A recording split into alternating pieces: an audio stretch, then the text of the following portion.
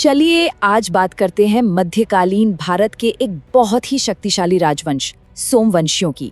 इनकी कहानी बड़ी दिलचस्प है। ये वो राजा थे जो मानते थे कि उनकी उत्पत्ति सीधे चंद्रमा से हुई है।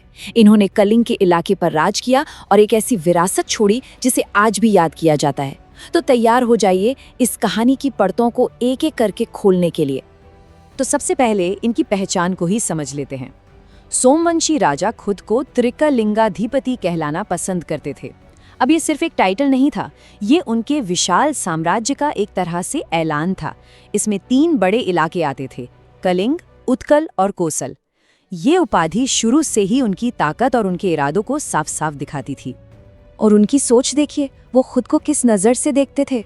उनके एक बहुत महान राजा हुए ययाति प्रथम। उनके एक शिलालेख से ये ज़बरदस्त बात पता चलती है।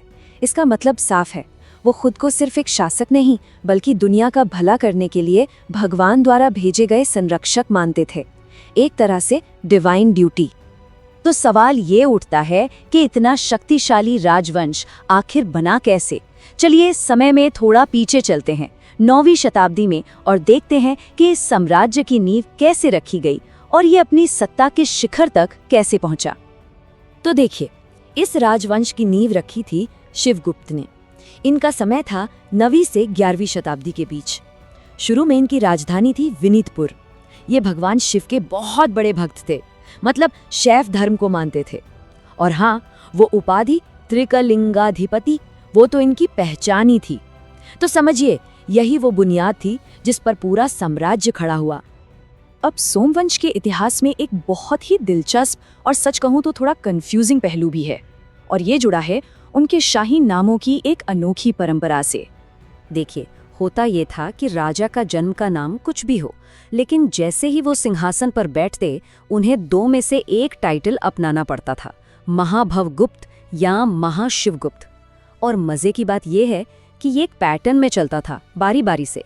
मतलब अगर एक राजा महाभवगुप्त है तो उसका बेटा या उत्तराधिकारी महाशिवगुप्त होगा, फिर उसके बाद वाला दोबारा महाभवगुप्त। अपनी वंशावली में एक रिदम बनाए रखने का ये कितना अनोखा तरीका था, है ना।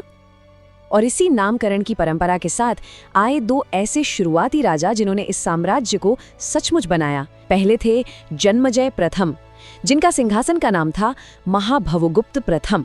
इन्होंने अपने पिता की हार का बदला लिया और खोए हुए इलाके वापस जीते। और फिर आए ययाति प्रथम, यानी महाशिवगुप्त प्रथम। ये तो एक जबरदस्त विजेता थे।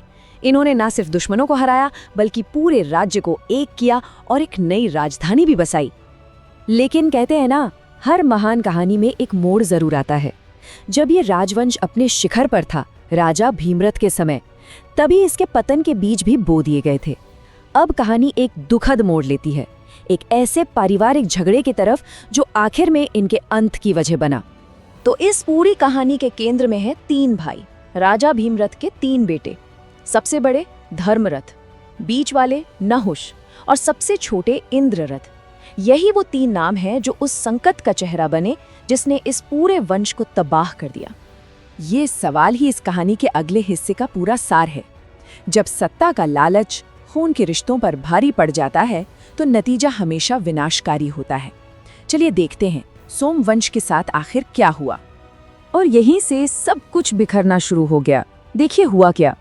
सबसे बड़े भाई धर्मरथ ने राज तो किया, लेकिन उनकी कोई संतान नहीं थी और उनकी मृत्यु हो गई। तो नियम के हिसाब से दूसरे भाई नहुष गद्दी पर बैठे, लेकिन सबसे छोटे भाई इंद्ररथ को ये मंजूर नहीं था। सत्ता की भूख ने उन्हें इतना अंधा कर दिया कि उन्होंने अपने ही भाई के खिलाफ बगावत कर दी और बस एक भयानक गृह युद्ध छिड़ गया जिसने साम्राज्य को अंदर से खोखला कर दिया। अब हम कहानी के आखिरी हिस्से में पहुंच चुके हैं, एक बिखरते हुए राज्य की कहानी। और ये तो एक सीधी सी बात है, जब कोई घर अंदर से ही टूट रहा हो तो बाहर के दुश्मन तो मौके का फायदा उठाएंगे ही। देखते हैं कि सोमवंश का साम्राज्य कैसे टुकड़ों में बिखर गया। उस एक गृह युद्ध ने सब कुछ बदल कर रख दिया। सोचिए, उस युद्ध से पहले सोमवंश क्या था? एक मजबूत, एकजुट ताकत, एक क्षेत्रीय महाशक्ति। और युद्ध के बाद एक कमजोर, टूटा हुआ राज्य जो किसी भी बाहरी हमले का सामना करने लायक नहीं बचा था।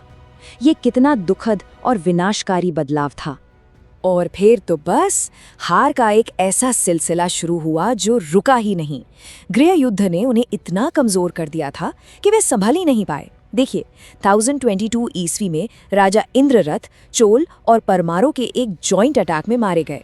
फिर लगभग 1050 के आसपास कलचुरियों ने उनसे कोसल का जरूरी इलाका छीन लिया और आखिर में करीब 1118 ईस्वी में गंग राजवंश ने आखिरी कील ठोक दी और सोमवंश का नामो निशान मिट गया।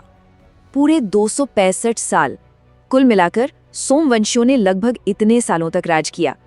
ये बहुत लंबा और शानदार समय था, लेकिन जैसा कि हमने देखा, इसका अंत बेहद दुखद हुआ और आखिरकार वो सिंहासन खाली हो गया। आखिरी राजा थे महाशिवगुप्त पंचम कर्णकेसरी। उनकी हार के साथ ही चंद्र राजाओं का ये दौर हमेशा के लिए खत्म हो गया। एक महान राजवंश जो बाहरी दुश्मनों से नहीं बल्कि अपनों से ही हार गया और इतिहास के पन्नों में कहीं खो गया। तो सोमवंश की ये कहानी हमें एक बहुत बड़े और ज़रूरी सवाल के साथ छोड़ जाती है। ज़रा सोचिए, इतिहास में कितने ही महान साम्राज्य बाहरी दुश्मनों से नहीं बल्कि अंदरूनी झगड़ों की वजह से तबाह हुए हैं। ये कहानी हमें याद दिलाती है कि सबसे बड़ा खतरा अक्सर सरहदों के बाहर नहीं बल्कि घर की दीवारों के अंदर ही होता है। एक ऐसी सच्चाई जो इतिहास हमें बार बार सिखाता है।